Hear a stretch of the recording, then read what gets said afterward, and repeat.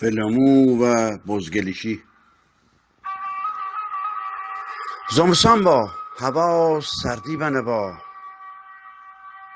زمستان با هوا سردی بنبا، دار و سنگین هوا گردی کنه با. تازه آفتاب ز افق سر زنه با، سردمه بیدار با پر زنه با. دامان ور پگرده سفید با، سرت و ملجه همه جرید با.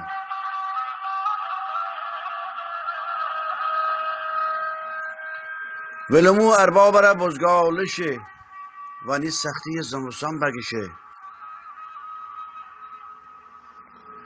ولمو کچال پیشتی جا نیه، رادکی هیچ گالشی تی پا نیه.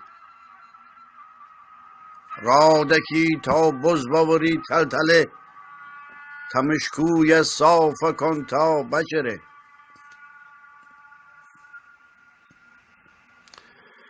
بزگلیشی کار هر گالش نیه، بزبدوشی کار هر جاهل نیه. بزگلیشی کار هر گالش نیه، بزبدوشی کار هر جاهل نیه.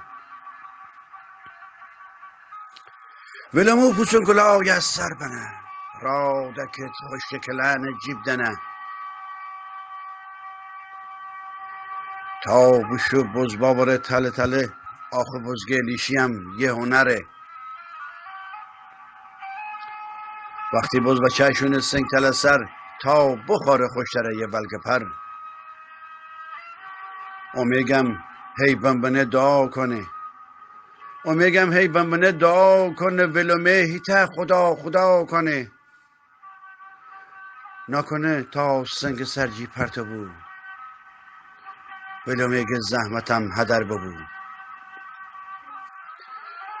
ولومه که دست لنگ بچسته با، قصه داشته اندی بز بپسته با.